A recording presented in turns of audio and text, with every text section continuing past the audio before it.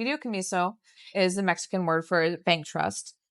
And it is a trust where the deed of the property is deeded into the name of the bank that's holding the trust, but you keep that physical copy of the deed and your name is on it. So that's another misconception that I get a lot is people think that you don't get the deed, the bank gets the deed and their name's on it. Yeah, their name is on it, but it is also very clearly listed on the deed that the beneficiary of the deed is whoever the person who's buying the piece of property. Bueno.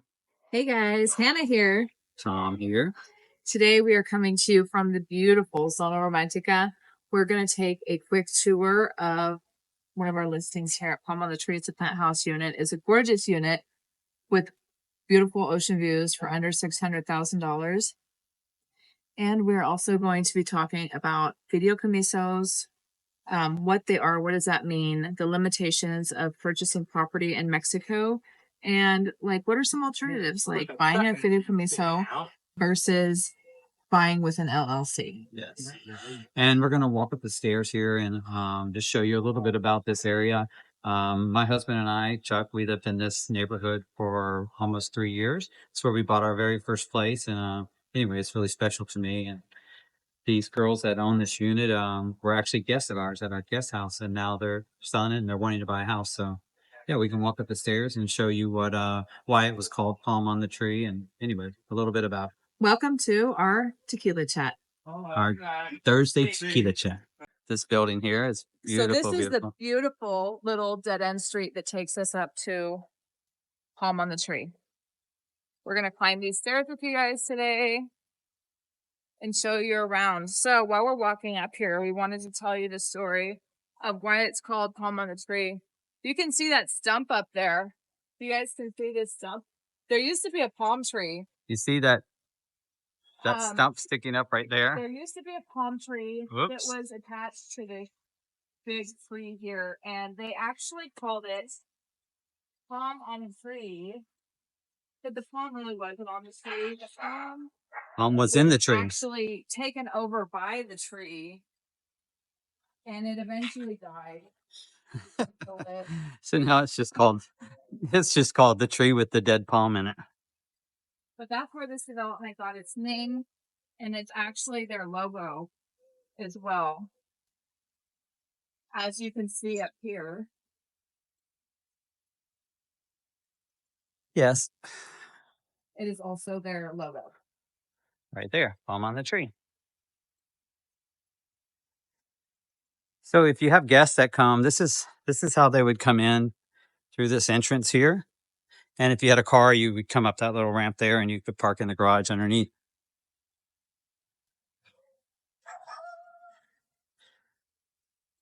So the entryway to here is really, really pretty. And you can start to see the views from even just from here. So we're going to go inside and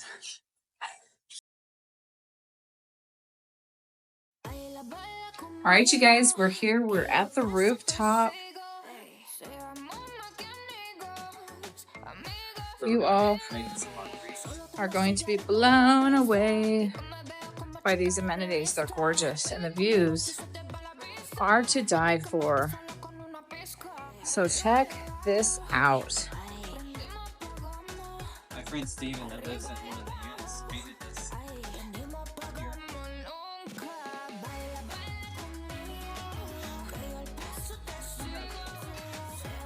You have views of the ocean, you have views of the city, you have views of the river.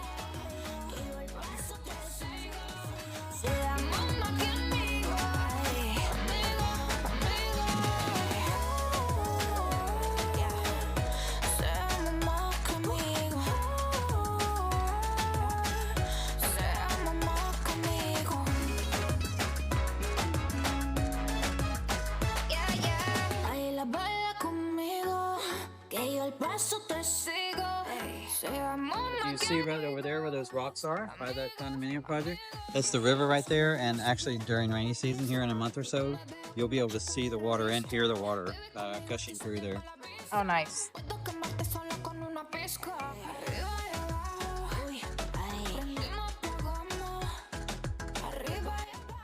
All right, you guys, welcome to penthouse number 18. Palm on the tree. Here we go.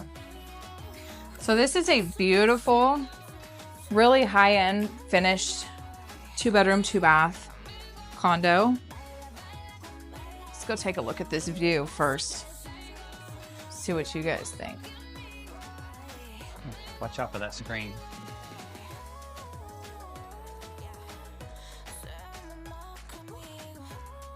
Look at this gorgeous view, man. You cannot beat that. I'll be making our margaritas. It's amazing. You can see here. While you're doing the video, I'm going to make our margaritas. Okay, sounds good. It is Tequila Chat Thursday. Yeah, so you can actually see the whales jumping during whale season from here. It's a gorgeous ocean view. So you have this amazing view from both the main bedroom and the living room.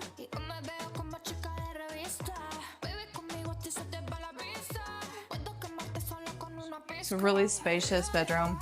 This unit comes fully furnished. Really just some of the art and personal items is what's staying. Other than that, everything that you see comes with the unit.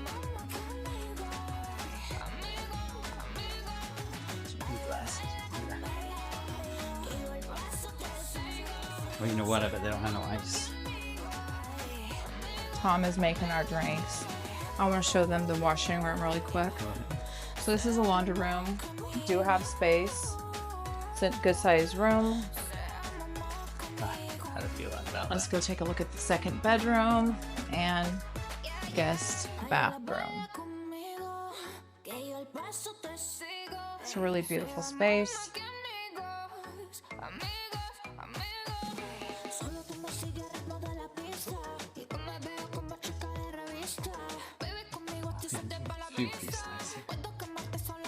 All right, you guys, let's get on with today's Tequila Chat.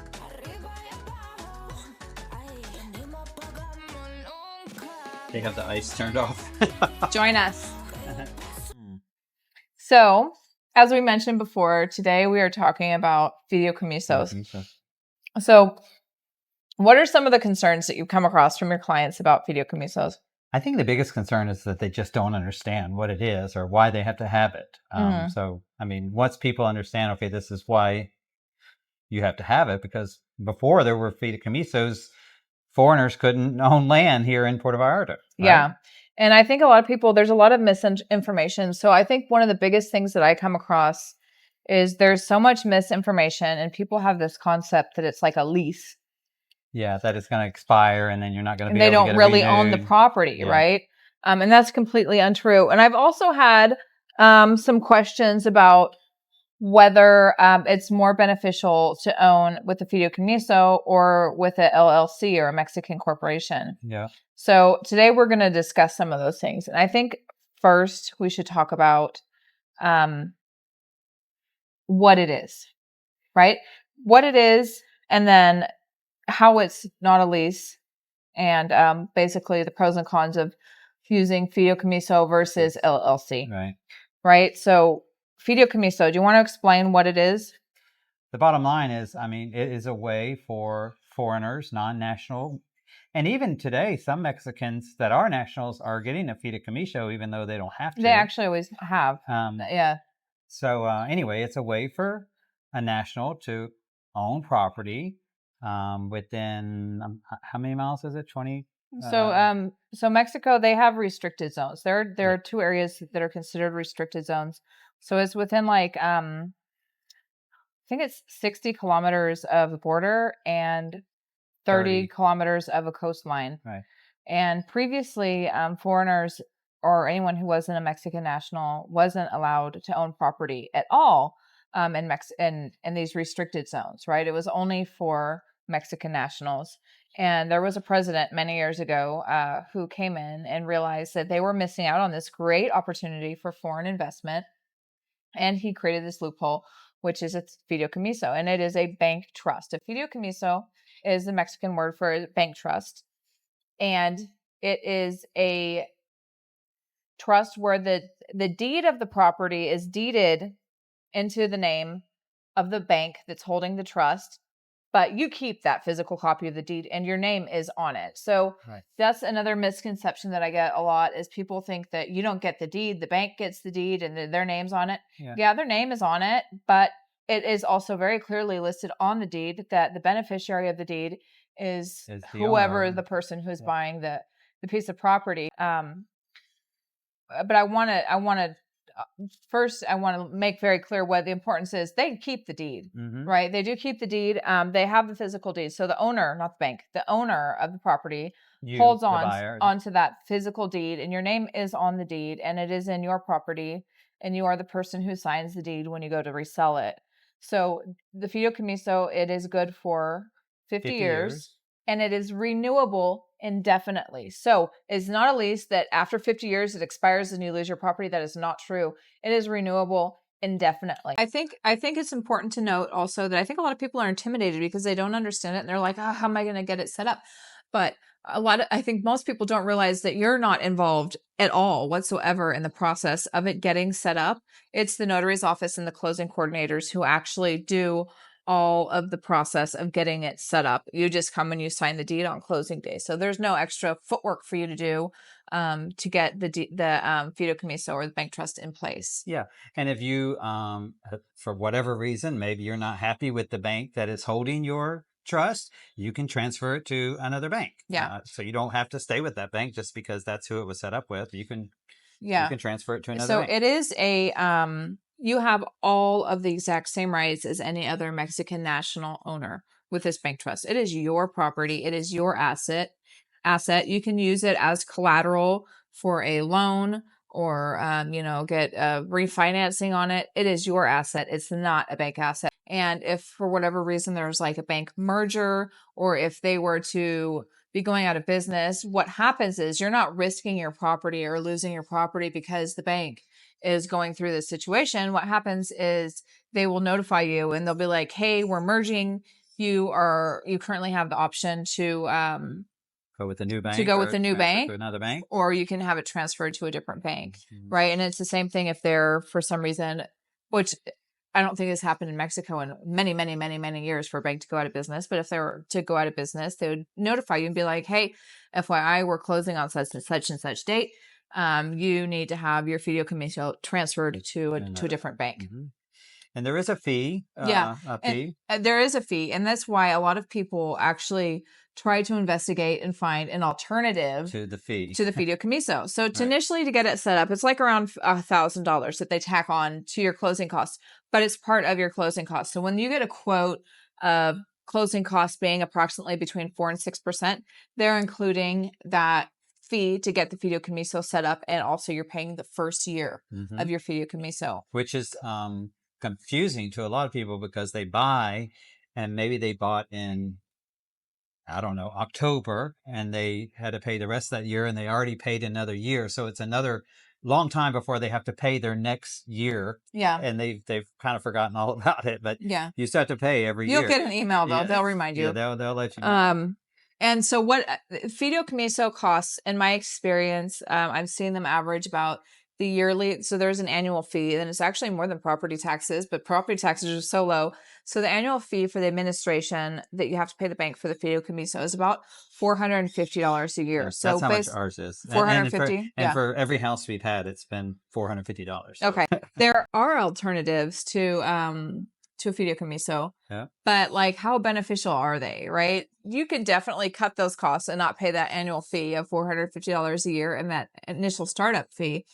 But what is it that you have to do? Is it worth it? No, it's not. So people, they try to they think it's a loophole. Like this, a lot of people who are really honestly misinformed think it's like this great loophole. They can open up a Mexican LLC and the LLC would own the property and you wouldn't have to have the trust with the bank. which is true. Yeah, it is. It is. And it is a way to get around it. But at what cost? Exactly. What implications? So the biggest thing, first and foremost, if you own a property here and you have permanent residency and you have an RFC number, you can get a huge exemption on your Huge. capital gains when you go to sell. You can only use it once every 3 years, but big, huge exemption off of your capital gains when you go to sell. If you own it in the name of a company or an LLC, you cannot get a tax exemption. You have to pay your full capital gains, which is 35% of your gain on the property. It's a huge tax margin. So you have to pay that in full when you go to sell if you own it under a corporation. So the second expense is if you own under an LLC, you have to what's the word I'm thinking Save of? every receipt or You have to declare monthly tax income. Even if it's zero, you have to do monthly tax declarations, right? So most people don't want to do that. You could do that yourself. Most people hire an accountant. And so now you're hiring an accountant, which when we had our accountant, it was around $45-50 a month. So, I mean, think about how much it costs us to do all that just to save $500 a year. And that's on the cheap end. That was quite a few years ago. So I'm sure it's more now than it was back then. I'm sure you're going to be paying at least like $100 a month now for the services of an accountant to file your monthly taxes. Yeah, here in Mexico, it's not like in the States where you file at the end of each year. You pay your taxes every single month. Even if you have a zero exemption, you still have, if you have an LLC, to file you have to file every single month. Yeah. So you would have to be paying an accountant. So that would really offset and even surpass the cost of your annual trust administration. Yeah. So you have paying an accountant, or you can do it yourself. If you're savvy with the Mexican, if you're savvy with the Mexican tax laws and you know how to work that SAT website, which is not user friendly at all, hey, all the more power to you. But average person doesn't, and even if they do, like I can do it, I won't. Yeah, I know how. I could if I wanted to. I won't. Because it's just such a big pain in the butt and it's really time consuming.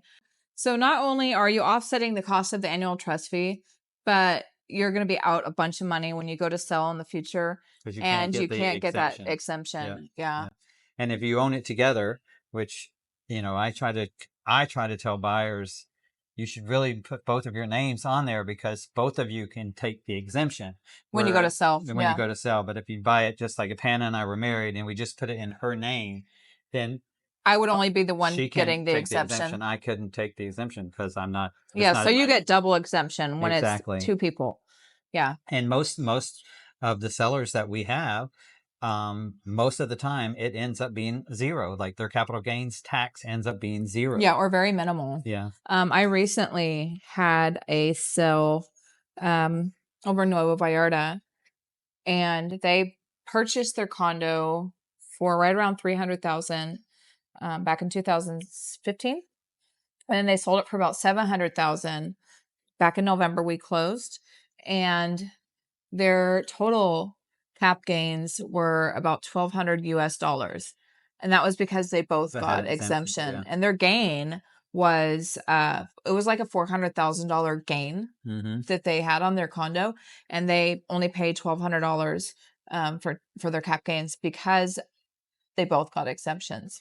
If you guys have any other questions about Fideicomisos or purchasing property, the process is really straightforward.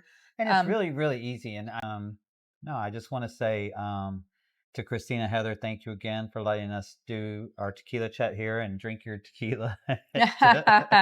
And thank you for, if you guys are interested in this unit, it's still available. It's been on the market now for about 90 days? No, not even. It's been on the market for like 2 months. 2 months, 3 months? Yeah. And it's $599,000. It's a phenomenal deal. You are right here on the edge of the romantic zone. It's technically still in the romantic zone. Yeah. So and the views are gorgeous property. Great thing about this property to me is that most of the time I have to tell people unless you're buying on the ocean, I can't guarantee that you're going to have that view. With this property here, Absolutely. I am like 99% sure that you're never going to lose your view. I'm 100% sure. Your view is going to always be You're here. always going to have a beautiful view here. So if you're And interested, reach out. Has great amenities too. We didn't film all the amenities today just for time's sake, but it it has this gorgeous heated infinity rooftop pool. Yeah. It has the barbecue area and the is it a wet bar up there? It is, isn't it? It is a wet bar. Mm-hmm. And then it has, great has a gym, lounge area up there, sun deck, and then it does have a nice gym. It has a little pet park area for you to take your pets out, to get some, if your animals like going in the grass. Yeah. So, and next week, don't forget to come back and join us. Well, first of all, thank you guys for joining us this week. Yeah. Don't forget to, next week, we just want to give you a quick little teaser. Next week, we're going to have a cameo. Yeah. My husband is going to join us, and we're going to talk about buying and starting your own business here in Mexico and what that looks like and how profitable it can be and rewarding. And the best part about owning a business here to me and Chuck was the people that we met. Yeah. And Christine and Heather here in this condo are an example of that. And yeah, I look forward to that conversation next week. All right, you guys. Thank you so much for joining us. Here's to Tequila Thursdays. Please don't forget that if you want to contact us, you can reach out. I will leave our contact information in the video here. Yeah.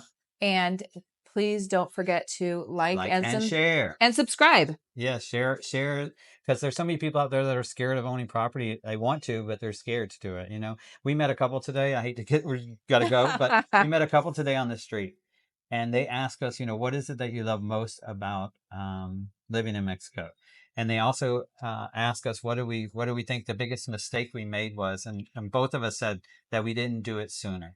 So if you're looking to move to Mexico, now's a great time. Yeah. It really is, especially if you're wanting to live here in the Bay Area. So the best time to purchase property in Mexico was yesterday or last year. And the second best time is right now. That's exactly right. So. All right, you guys. Have a great day. See you next week. See you later. Bye-bye.